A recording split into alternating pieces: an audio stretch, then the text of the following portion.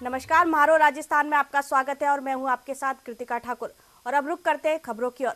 मुख्यमंत्री अशोक गहलोत राजस्थान में सरकार बनने के बाद पहली बार मेवाड़ बागड़ के दौरे पर है। इस दौरान सीएम गहलोत सबसे पहले नाथद्वारा पहुंचे, जहां विधानसभा अध्यक्ष सीपी जोशी ने हेलीपैड पर उनका स्वागत किया।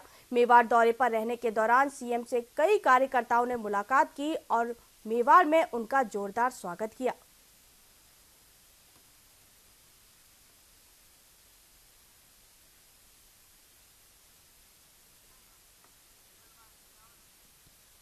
राजस्थान में सरकार बनने के बाद से ही तबादलों का सिलसिला लगातार जारी है, जहां आईपीएस, आईएएस अधिकारियों के तबादले के बाद अब आरपीएस अधिकारियों के भी तबादले कर दिए गए हैं। बता दें कि पुलिस महकमे में 107 अतिरिक्त पुलिस अधीक्षक के तबादले किए गए हैं, वहीं 49 एडिशनल एसपी के भी तबादले किए हैं।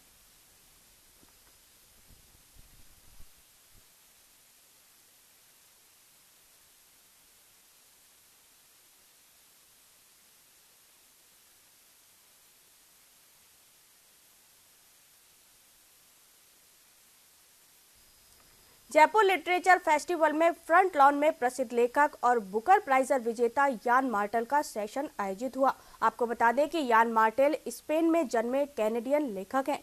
लाइफ ऑफ पाई उपन्यास के लिए उन्हें मैन बुकर प्राइज दिया जा चुका है, जहां यान मार्टेल का उपन्यास लाइफ ऑफ पाई देश विदेश में खूब पढ़ा गया है। इस उपन्यास ने पूरी पीढ़ी को प्रभावित किया। वहीं विश्व प्रसिद्ध फिल्मकार आंगली ने इस उपन्यास को फिल्म का रूप भी दिया है, जिसमें भारतीय अभिनेता इरफान खान की भूमिका रही।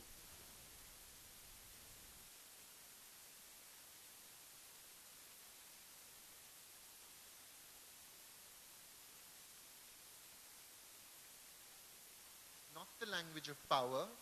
The happenstance that I've been caught up in this maelstrom of languages, the tongue. I always went to school in English.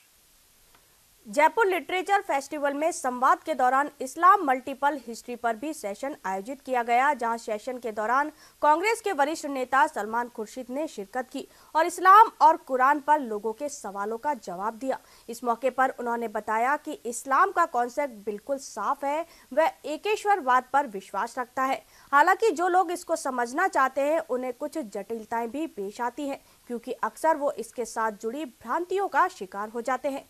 Session में मशहूर इतिहासकार राणा सफजी के साथ ही टोरंटो की यॉर्क यूनिवर्सिटी की प्रोफेसर जुल्फिकार हिजरी ने भी शिरकत की और इस्लाम के इतिहास को मौजूद लोगों के साथ साझा किया।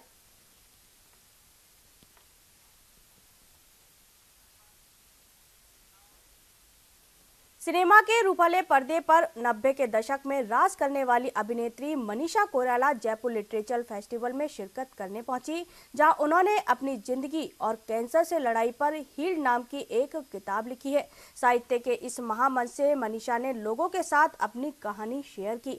मनीषा ने कहा कि मौत एक सच्चाई है और एक समय आता है जब सभी को जाना ही पड़ता है, लेकिन कैंसर होना मौत का ऐलान नहीं है। हिम्मत रखिए और अपनी तरफ से हर संभव कोशिश जरूर कीजिए। जब जेएलएफ के डायरेक्टर संजय राय के साथ वह मंच पर थी, तब उनकी कहानी सुनकर हर किसी की आंखें नम हो गई। मनीषा के मुताबिक किसी भी गंभीर बीमारी से निपटने के लिए मानसिक संतुलन बनाकर रखना सबसे जरूरी होता है। Amazing to be with such engaged audience. Thank you for having me. This book that I have written, it starts with that line, I don't want to die, because it's... This book that I have written, it starts with that line, I don't want to die, because it's... when one is diagnosed with cancer, the first thing that happens to us is the thought of death. Nagaur जिले में camper की चपेट में आने से 7 साल के मासूम की मौत हो गई, जबकि 2 महिलाओं सहित 4 लोग घायल हुए हैं। जानकारी के मुताबिक राजनीतिक रंजिश के चलते कैंपर से सरपंच दिनेश गोदारा और रामपाल गोदारा को नुकसान पहुंचाने की कोशिश थी, लेकिन मासूम के बीच में आ जाने से उसकी मौत हो गई। घायलों को जेएलएन अस्पताल में भर्ती करवाया गया, जहां मामले में एसपी ने संज्ञान लेते हुए एक विशेष टीम बनाई, जो कि चालक की तलाश कर रही है।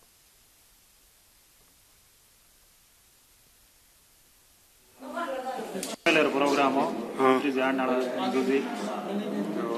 बट स्टेज में से स्टेज हार गाड़ी खड़ी गाड़ी में गाँव मना कर माँ साड़ थी। अच्छा, कितना लोगों का लागी वजह का है? लागी तो है 4 और एक खत्म। अजमेर शहर के वार्ड 9 डिग्गी चौक के गर्ल्स स्कूल चौराहे के पास हो रहे नाला निर्माण को लेकर वार्ड वासियों ने विरोध प्रदर्शन किया। वार्ड वासियों ने परिषद प्रशासन का नाला निर्माण को गलत तरीके से मोड़ दिए जाने पर विरोध जताया। इस दौरान वार्ड वासियों ने परिषद प्रशासन के खिलाफ जमकर नारेबाजी की। वहीं वार्ड वासियों ने नाले के मोड़ को सीधा कर भगत चौराहे से गुजर रहे मुख्य नाले से जोड़ने की मांग की। वार्ड वासियों ने बताया कि समस्या से एसडीएम को ज्ञापन सौंपकर अवगत कराया जा चुका है, लेकिन प्रशासन ने सुध लेना भी मुनासिब नहीं समझा।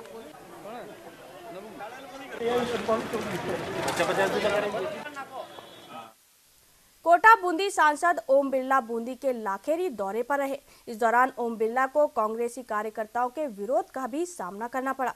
इस दौरान कांग्रेसी कार्यकर्ताओं ने दयोदय एक्सप्रेस ट्रेन की लाखेरी स्टैंड पर ठहराव की मांग को लेकर हाथों में काली पट्टियां बांधकर जमकर नारेबाजी की। वहीं प्रदर्शन कर रहे कार्यकर्ताओं का कहना है कि चुनाव प्रचार में ओम बिरला ने ट्रेनों के ठहराव की बात कही थी, लेकिन आज तक उन्होंने अपने वादे को नहीं निभाया और लाखेरी से निकलने वाली दयोदय एक्सप्रेस का ठहराव अभी तक लाखेरी में नहीं हो पाया, जिससे क्षेत्रवासियों को कोटा जाकर ट्रेन में बैठकर वापस अपने ही क्षेत्र से होकर गुजरना पड़ता है, जिससे काफी समय बर्बाद होता है।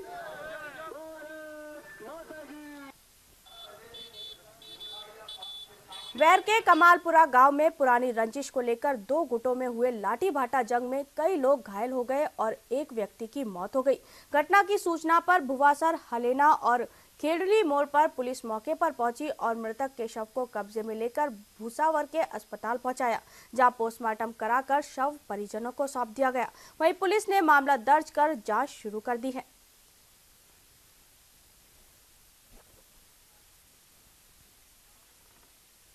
करौली में खाद्य मंत्री रमेश मीणा ने कलेक्टर सभागार में जिला स्तरीय अधिकारियों की बैठक ली। आपको बता दें कि बैठक में जिला कलेक्टर नन्नूमल पहाड़िया और एसपी प्रीति चंद्रा सहित अधिकारी मौजूद रहे। इस मौके पर मंत्री ने अधिकारियों से कहा कि अपने कर्तव्यों का निर्वहन ईमानदारी से करते हुए जिले के विकास में पूर्ण सहयोग करें। उन्होंने कहा कि सभी अधिकारी आपसी समन्वय के साथ टीम भावना से कार्य करते हुए सरकार की जन कल्याणकारी योजनाओं से पात्र व्यक्ति को लाभान्वित करें।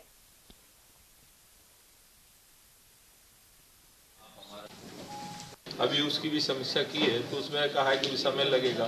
दोहरी बांध है उसका भी काम होना है, उसमें भी कुछ फॉरेस्ट की छोटे मोटे ऑब्जेक्शन है। इस प्रकार जो बड़े जो इस जिले के काम है उसको हम चाहते हैं शीघ्र हो और धरातल पे काम आए, जिससे लगे कि भाई राज्य सरकार काम कर रही है।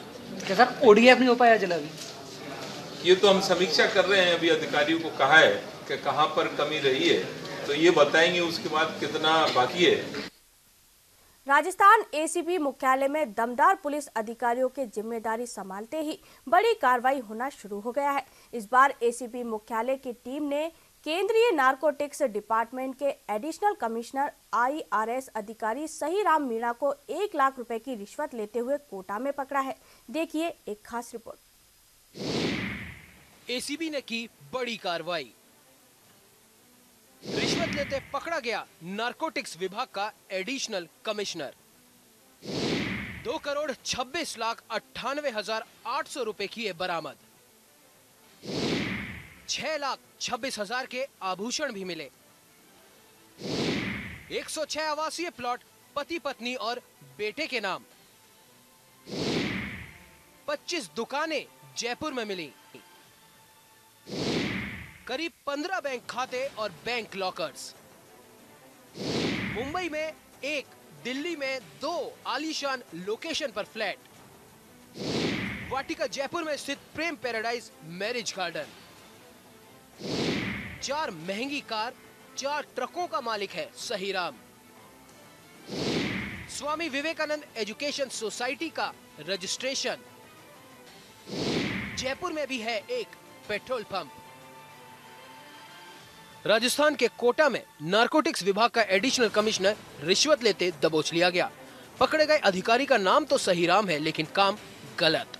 सहीराम मीणा के अलावा एसीबी ने रिश्वत देने वाले व्यक्ति को भी गिरफ्तार किया है।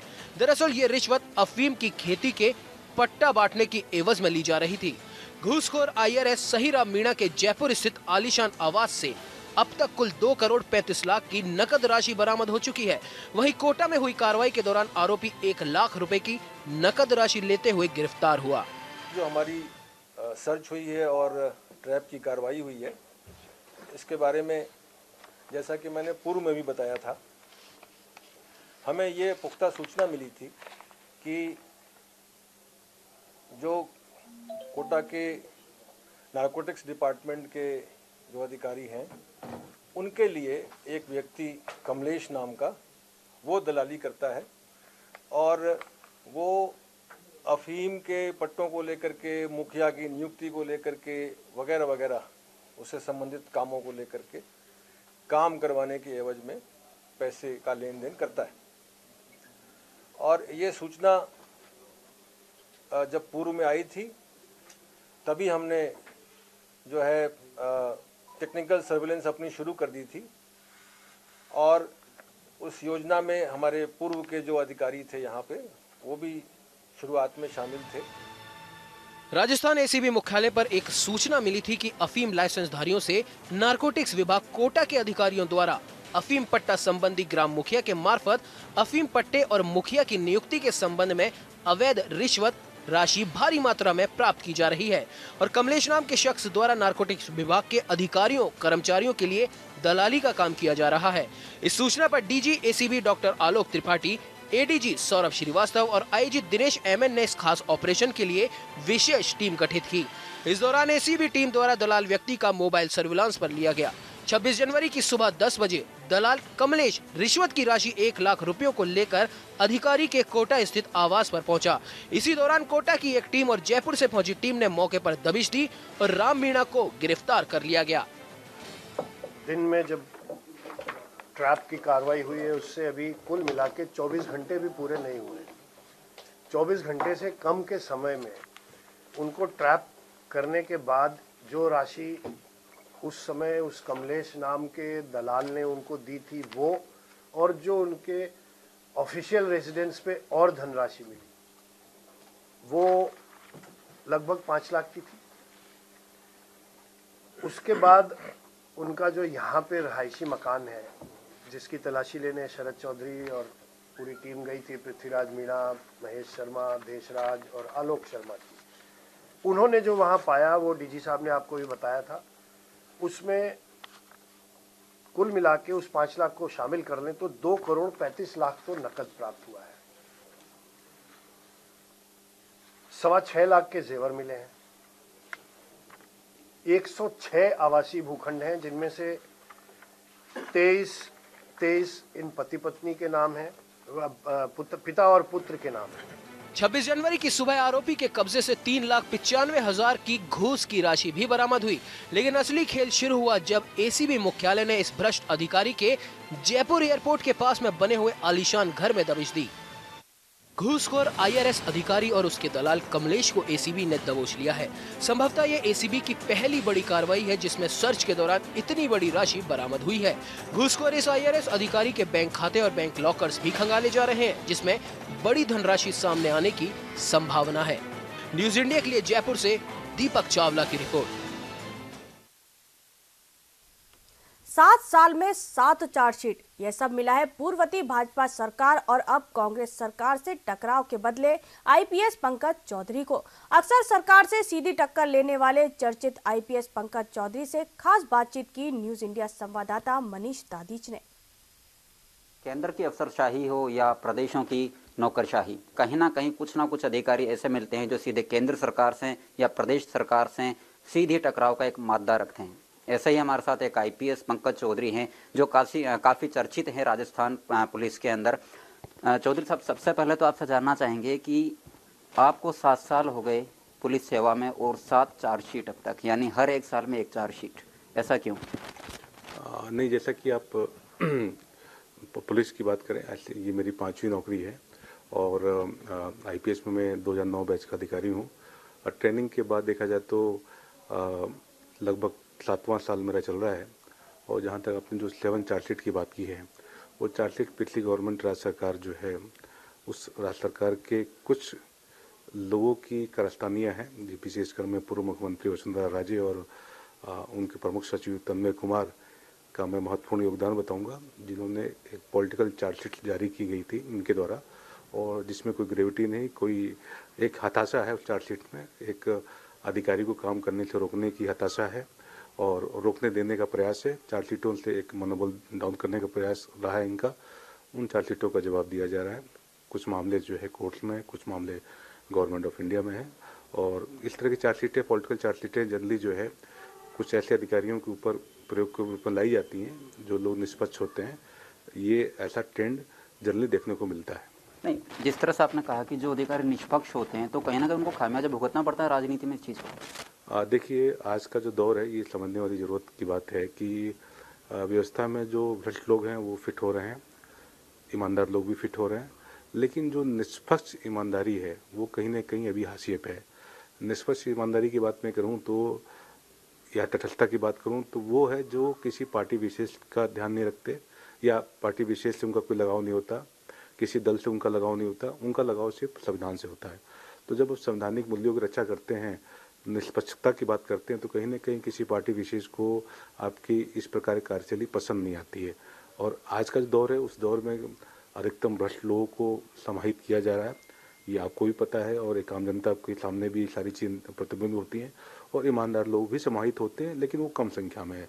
लेकिन जो निष्पक्ष ईमानदारी है, निष्पक्ष तटस्थता है, वो बिल्कुल विलुप्त होती जा रही है। ये एक चिंता का विषय है, ये एक संकट का विषय। पुलिस महकमे में मानते हैं उच्च स्तर पर पुलिस के जो आला अधिकारी हैं उनमें कहीं ना कहीं एक राजनीति चलती रहती है अंदर खाने? नहीं, जैसा मैंने बता दिया कि कुछ लोगों के नाम हमने बताए भी आपको।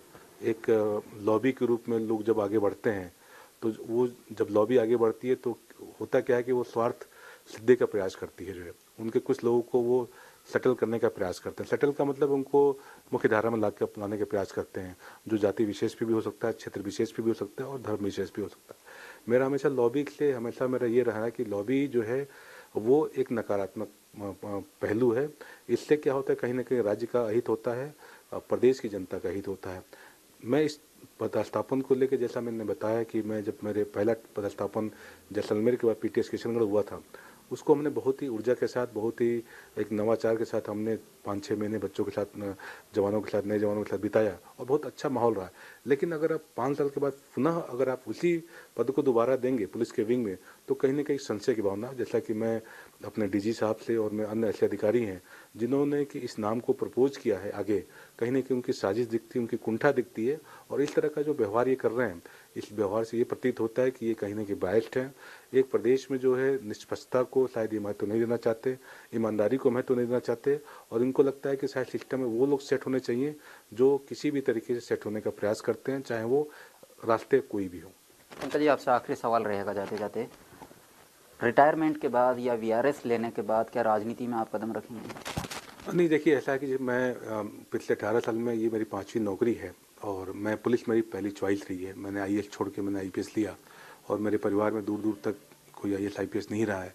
ये बहुत मुश्किल से इस पद को मैंने पाया है और इसको मैंने जीने का प्रयास किया है और लगातार इस पद में मैंने अपनी संतुष्टि भी रही है। लेकिन ऐसे समय में जब आप पुलिस में एक अच्छा समय व्यतीत कर चुके हैं, उसके बावजूद भी अगर सरकार के कुछ लोग आपके खिलाफ हो जाएं, क्योंकि वो लोग उस नेचर के नहीं हैं, करप्ट सिस्टम का पार्ट बने रहना चाहते हैं, जिनकी अलग अपनी एक थ्योरी है, अगर ऐसे लोग बाधा के रूप में सामने आते हैं तो कहीं ना कहीं ये महसूस होता है कि अपन लोग को एक अपनी अलग कैरियर को देखना पड़ सकता है, अपने एक नए दिशा को देखना पड़ सकता है। जैसा कि मैंने किसी एक मीडिया कर्मी से बोला भी था कि ये मेरी 5वीं नौकरी है और मैं पूरा प्रयास कर रहा हूँ कि इस पुलिस व्यवस्था में जितना अधिक मैं योगदान दे सकूं। लेकिन अगर इस तरह सरकारें जानबूझ के प्रताड़ित करती रहेंगी, वरिष्ठ अधिकारी प्रताड़ित करते रहेंगे, तो डेफिनेटली बात है कि भविष्य गर्त में कहीं ना कहीं कुछ नया लिखा है। मैं बचपन से कोई आईपीएस नहीं बनना चाहता था, लेकिन परिस्थितियों ने मुझे आईपीएस बनाया है और मुझे लगता है कि अगर ऐसी ही परिस्थितियाँ बनी रहीं, ऐसे ही भ्रष्ट लोगों को लोग संरक्षण देते रहेंगे और ऐसे ही गलत लोगों को, दलाल लोगों को, अवसरवादी लोगों को ये व्यवस्था संरक्षण देती रहेगी जो है, तो आने वाले समय मुझे लगता है कि बहुत सुव्यवस्थित रूप से कहीं दूसरी दिशा में जाने के लिए तैयार बैठा हुआ है। तो ये थे हमारे साथ में चर्चित आईपीएस पंकज चौधरी, जिनका साफ तौर पे मानना है कि पूर्ववर्ती राज्य सरकार में इनको 4 साल हाशिए पे रखा गया, तो वहीं पर अब कांग्रेस सरकार में भी जो पुलिस विभाग के जो आला अधिकारी हैं कहीं ना कहीं लॉबिंग करते हैं और इनका उस लॉबिंग का शिकार पंकज चौधरी को होना पड़ रहा है। कैमरा पर्सन केदार शर्मा के साथ Manish Dadhich, news India channel, Jaipur. Jaipur में नाबालिग मूक बधिर बच्चे से कुकर्म करने वाले आरोपी को आदर्श नगर थाना पुलिस ने गिरफ्तार कर लिया है। पुलिस गिरफ्त में आया आरोपी उज्जवल है। आपको बताते चले कि घटना 25 जनवरी की है, जहां बच्चा पड़ोस की छत पर पतंग उड़ाने गया था, जिससे आरोपी भी किराए पर रह रहा था। नशे में चूर आरोपी ने बच्चे के साथ कुकर्म की वारदात को अंजाम दिया। जानकारी के मुताबिक आरोपी पश्चिम बंगाल का रहने वाला है, जिसे पुलिस ने गिरफ्त में लेकर पूछताछ शुरू कर दी है।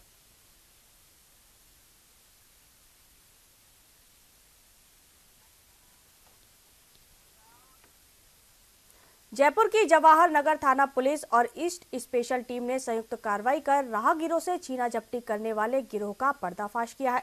पुलिस ने गिरोह के 8 सदस्यों को गिरफ्तार किया, जहां गिरोह का मुख्य सरगना मोहम्मद शादिर अख्तर है।